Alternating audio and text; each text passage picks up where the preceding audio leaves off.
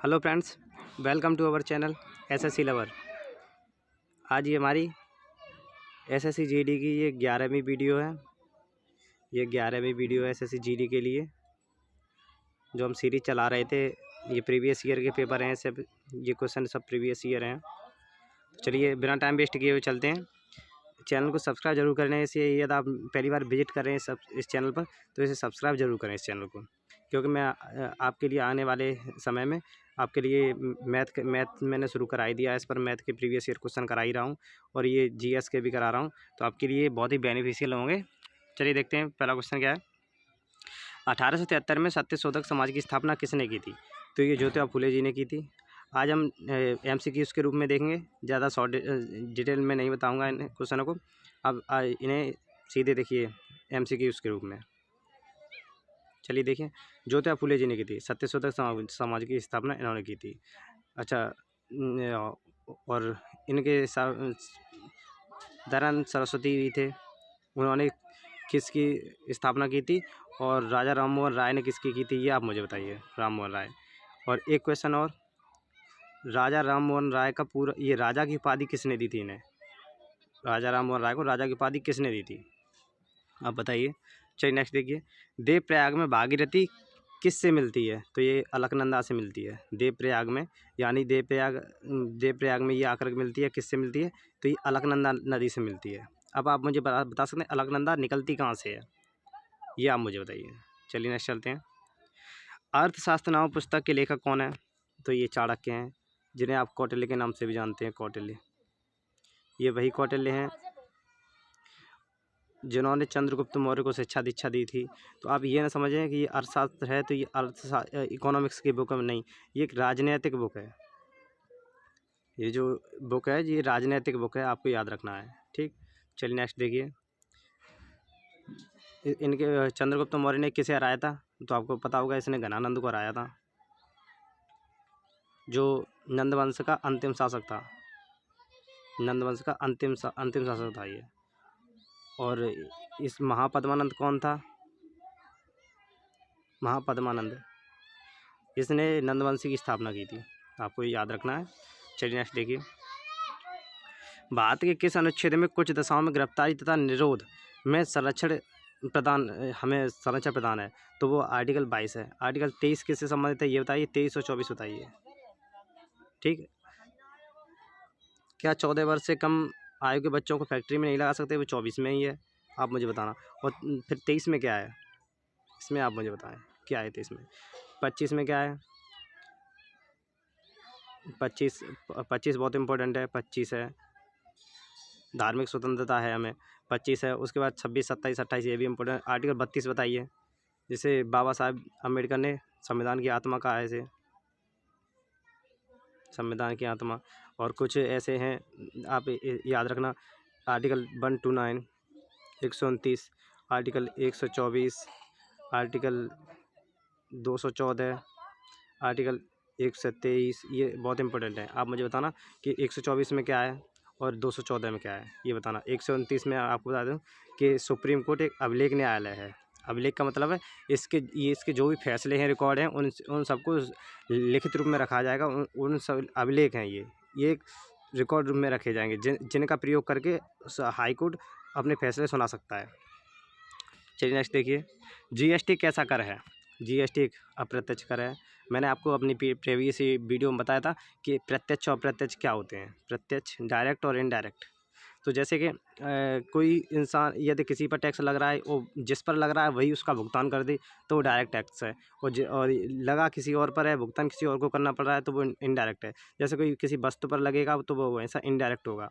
और जैसे इनकम का टैक्स है वो डायरेक्ट है, क्योंकि आपकी इनकम पर टैक्स लगेगा तो आपको ही पे करना है, तो ये डायरेक्ट टैक्स हो गया, ठीक है। और इसी तरह यदि किसी वस्तु पर लग रहा है तो वस्तु का टैक्स बनती कहीं है, टैक्स कहीं और लगता है, और पे आखिर में एक कस्टमर को करना पड़ता है, तो वो इनडायरेक्ट टैक्स है।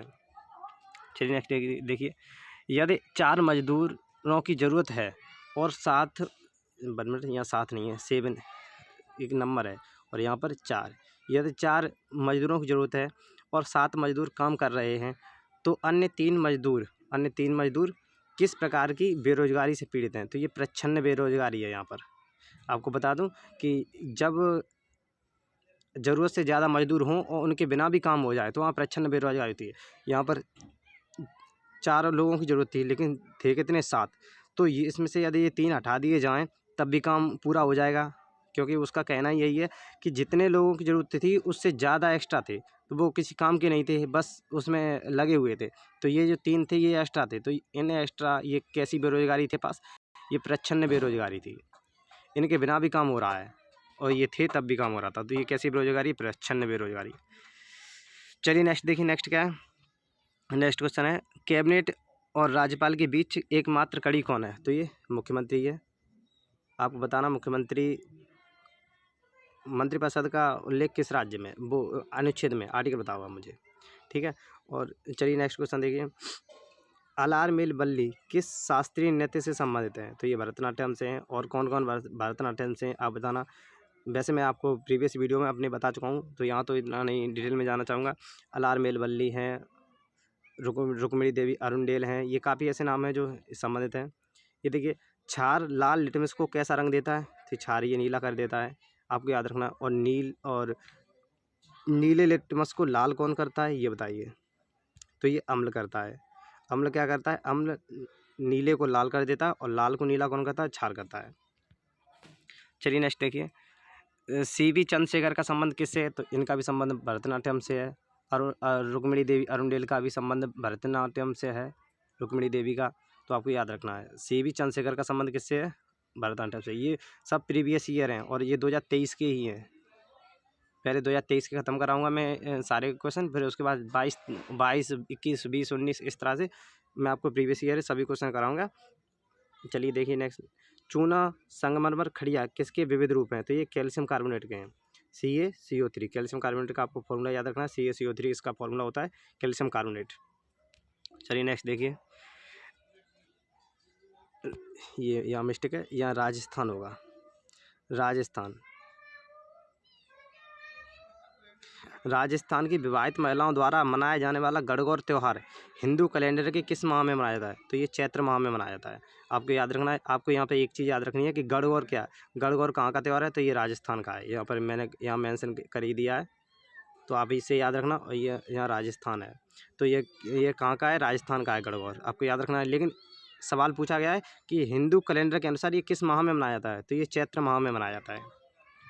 चलिए नेक्स्ट देखिए, 2011 जनगणना के अनुसार किस राज्य में महिला साक्षरता दर सबसे कम है? तो वो कहाँ पर है? राजस्थान में।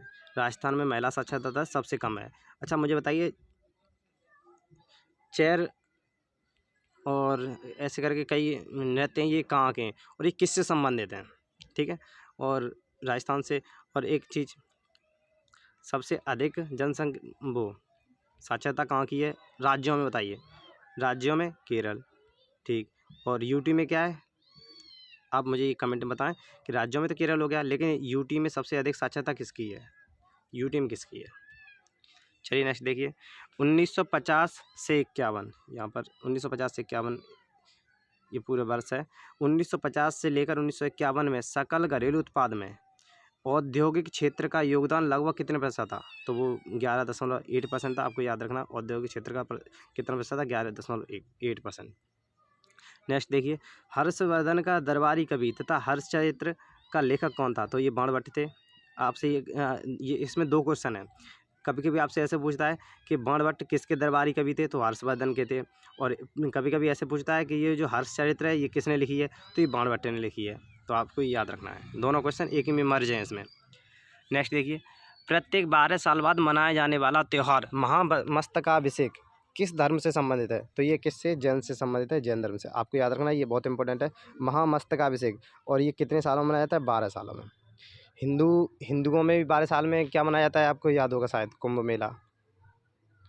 कहाँ कहाँ लगता है? 4 स्थानों पर लगता है। कहाँ कहाँ लगता है आप ये मुझे बताइए। चलिए नेक्स्ट देखिए, रुक्मिणी देवी अरुणडेल का संबंध किस नृत्य से है? ये यहाँ दिल एक मिस्टेक है, इनका संबंध भरतनाट्यम से, आपको याद रखना है। चलिए नेक्स्ट देखिए, भारत में हरित क्रांति की शुरुआत किसने की थी? तो ये MS स्वामीनाथन ने की थी। और विश्व में किसने की थी? नॉर्मन बोरलॉग ने की थी, आपको याद होगा। अब बताइए, नॉर्मन बोरलॉग को नोबेल पुरस्कार कब मिला था? क्या 1970 में मिला था, ये आप मुझे बताइए। और क्यों दिया गया था? HYV के लिए, हाई यील्डिंग वैरायटी के लिए, आप ये मुझे बताना। चलिए नेक्स्ट देखिए। आज मैं यहाँ पर आपको डिटेल नहीं करा रहा हूँ, मैं MCQs करा रहा हूँ, क्योंकि क्वेश्चन काफ़ी हैं और मुझे हर शिफ्ट के क्वेश्चन कराने हैं आपको, तो इसलिए मैं थोड़ा डिटेल कम करा पाऊँगा और MCQs कराऊँगा। हर एक शिफ्ट के आपको MCQs कराऊँगा, जिससे कि आपको अंदाज़ा लग जाए कि ऐसे प्रश्न भी आते हैं। चलिए नेक्स्ट देखिए। असम का शास्त्रीय नृत्य सत्रिया किससे प्रेरित है? तो ये भक्ति आंदोलन से प्रेरित है। आपको क्वेश्चन में दो, इसी में एक आंसर भी है। ये देखिए, आपसे ऐसे पूछता है सत्रिया कहाँ का नृत्य है, तो ये असम का है। अच्छा, सत्रिया को किसने प्रतिपादित किया था, ये भी पूछता है, तो शंकरदेव जी ने किया था। शंकरदेव प्रतिपादक हैं सत्रिया के। कहाँ का है? असम का है, ये आपको ध्यान रखना, ठीक है। श्रीमंत शंकरदेव पूरा नाम है इनका। चलिए नेक्स्ट देखिए। 1866 में लंदन में ईस्ट इंडिया एसोसिएशन की स्थापना किसने की थी? तो ये दादा भाई नौरोजी ने की थी, ईस्ट इंडिया एसोसिएशन की। अब आपसे ये पूछता है कि ईस्ट इंडिया एसोसिएशन की स्थापना किसने की थी, तो दादा भाई नौरोजी ने की थी। लेकिन कब की थी? 1866 में। और कहाँ की थी? लंदन में। इसमें 3-4 क्वेश्चन हो गए। देखिए, ईस्ट इंडिया एसोसिएशन की स्थापना कब हुई? 1866 में हुई। किसने की? दादा भाई नौरोजी ने की। 2 क्वेश्चन हो गए। कहाँ की? लंदन में की। 3 क्वेश्चन हो गए। तो इस तरह से आपको ये चीज़ याद रखनी है कि कहाँ कब कैसे, पता नहीं कौन क्या कैसे पूछ ले। नेक्स्ट क्वेश्चन है, भारत के किस अनुच्छेद में कहा गया है कि भारत राज्यों का संघ होगा? तो ये अनुच्छेद 1 में कहा गया है भारत एक राज्यों का संघ होगा, ठीक। अनुच्छेद 2 में क्या है, 3 में क्या है, आप ये मुझे कमेंट में बताएं, अनुच्छेद 2 या 3। चलिए आज इतने ही प्रश्न थे। ये फर्स्ट और सेकंड शिफ्ट के थे, मिला करके इतने प्रश्न हो गए। ये 2023 का पेपर है, मैं कल नेक्स्ट शिफ्ट के कराऊंगा। तो थैंक्स फॉर वॉचिंग। और यदि आप इस चैनल पर नए हों तो इस चैनल को सब्सक्राइब जरूर करें। चलिए मिलते हैं नेक्स्ट वीडियो में।